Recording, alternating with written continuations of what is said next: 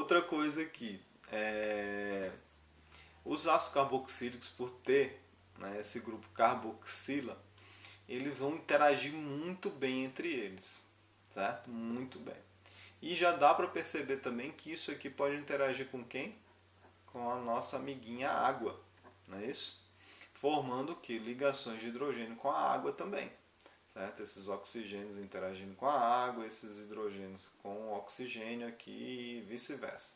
Então você pode formar uma rede aí com a água, de ácidos carboxílicos e água, fazendo com que ácidos carboxílicos que tenham o que? Essa cadeia pequena sejam muito solúveis em água. Porque lembrem de aulas anteriores, quanto maior for a cadeia aqui, então se essa cadeia aumentar demais, aumentar muito,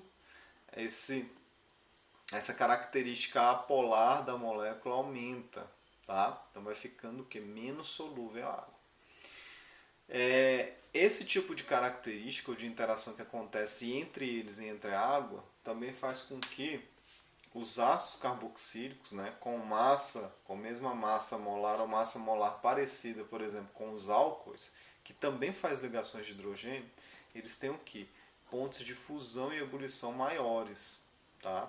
Pontos de fusão e ebulição maiores. Então eles vão interagir muito mais eficiente do que essas moléculas aqui, tá?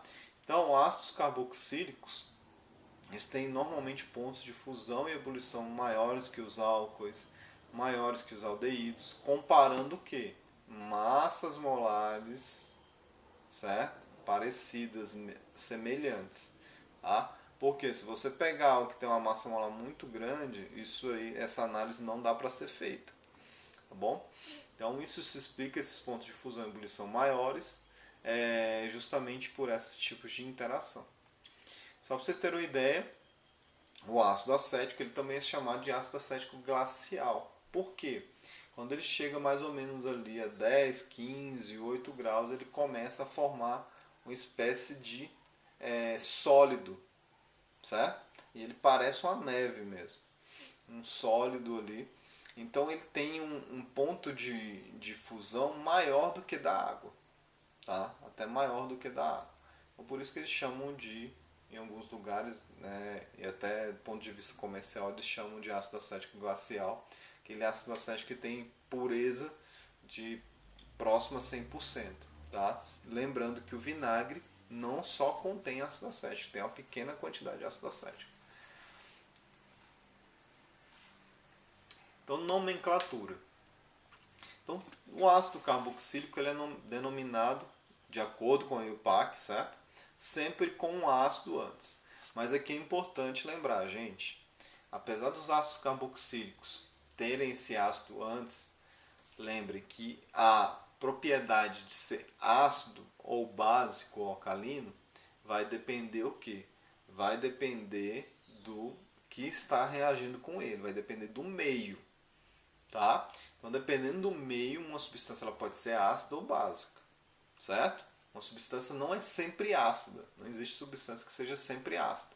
Até o ácido sulfúrico, que é um dos ácidos mais fortes que tem, ele pode servir de base, certo? Ou funcionar como base, ou reagir como base, se você tiver um ácido mais forte que ele, certo? Então, a característica ácida ou básica é uma característica que a gente diz é relativa, tá? Então, o nome dos ácidos carboxílicos sempre vem antecipado de ácido. Tem um prefixo, tá? Normalmente relacionado à quantidade de carbonos que você tem na cadeia. Tem um infixo que vai estar relacionado à seção, à quantidade de duplas, triplas ligações ou se só tem ligações simples, e o final sempre em oico, tá? Lembre-se que é de acordo com a IUPAC, tá? Então, temos um caso aqui, ácido etanóico, certo?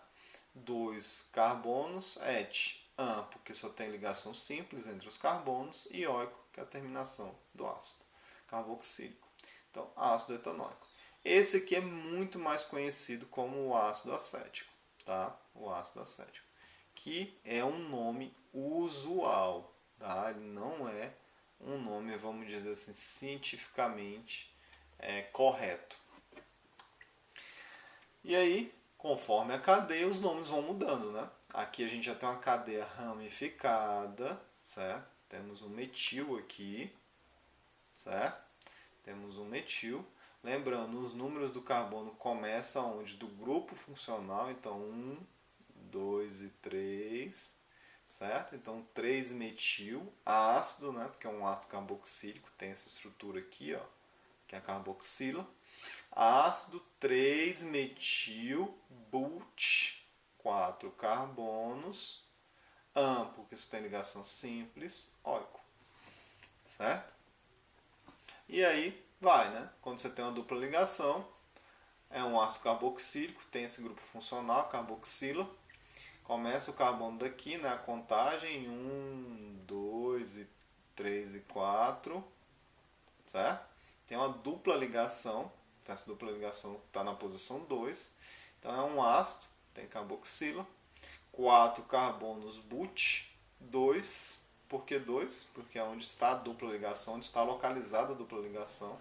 But-N, por conta da dupla ligação, e óico, o final, ou o sufixo aí do nome da substância.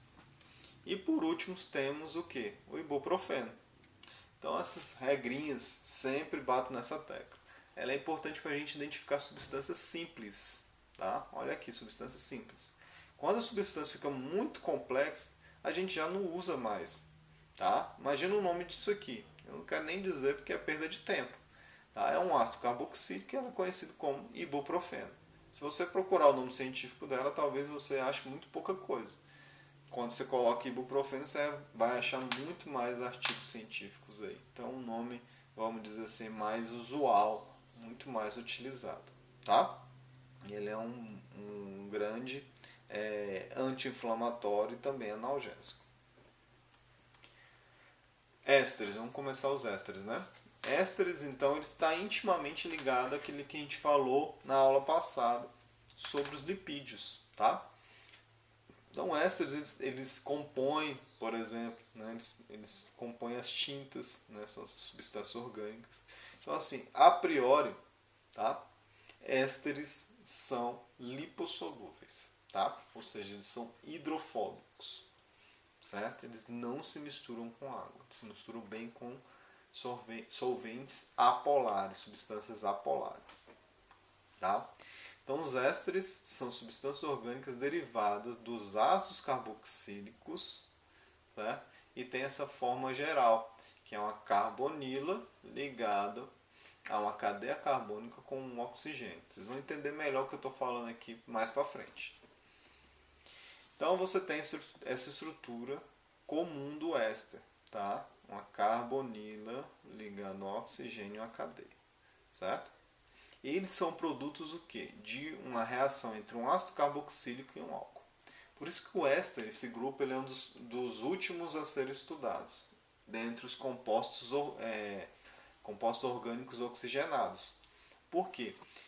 Para a gente estudar ele, a gente tem que ter visto ácidos carboxílicos e álcoois antes. Ele é um pouco mais complexo. Tá? Então, como ele é originado? Ele é originado nessa reação que a gente chama de reação de esterificação. Ou seja, formação de éster, esterificação. Então, reação que produz éster. Como que acontece essa esterificação? No caso aqui, a gente está mostrando uma reação entre um ácido metanóico, só tem um carbono, e um metanol, que é um álcool. Tá? Então, essa substância vai gerar o que? O éster mais simples que se tem, que é o metanoato de etila, proveniente da reação entre metanol e ácido metanóico. Como que acontece essa reação? Olha, está aqui bem coloridinho. Essa parte azul, certo? Vai vir para cá, certo? Para a carbonila, vai interagir com essa carbonila, entrar aqui, e essa parte em preto vai formar o que? Água. Tá? Então, essa parte do álcool vai ligar a carbonila, e a parte do ácido é aquela parte que tem a carbonila. Tá? A parte que tem a carbonila veio de onde? Do ácido. E a parte que tem o oxigênio que está ligado à carbonila, ela é proveniente de onde? De álcool. No caso aqui, esse álcool só tem um carbono, metanol. E no caso o ácido aqui só tem um carbono, ácido metanóico. Então a esterificação ela acontece assim, o álcool entra na carbonila, certo? E a carbonila é proveniente onde? Do ácido metanóico, certo? Esse é o processo de esterificação. O processo um pouco mais complexo é usando, por exemplo, o etanol e o ácido propanóico, 3 carbonos. O ácido propanóico tem o que? A carbonila. Esse etanol vai entrar onde? Aqui, ó, na carbonila. Quando ele entra aí, ele vai formar o que? O propanoato de etila, certo? Isso aqui veio do ácido e aqui veio do álcool, que entrou na carbonila. Então veio o etanol e veio o ácido propanóico, que tem a carbonila aqui. Então já dá para perceber o que, gente? O processo de esterificação já dá para a gente identificar qual foi o álcool e qual foi o ácido carboxílico que originou esse éster.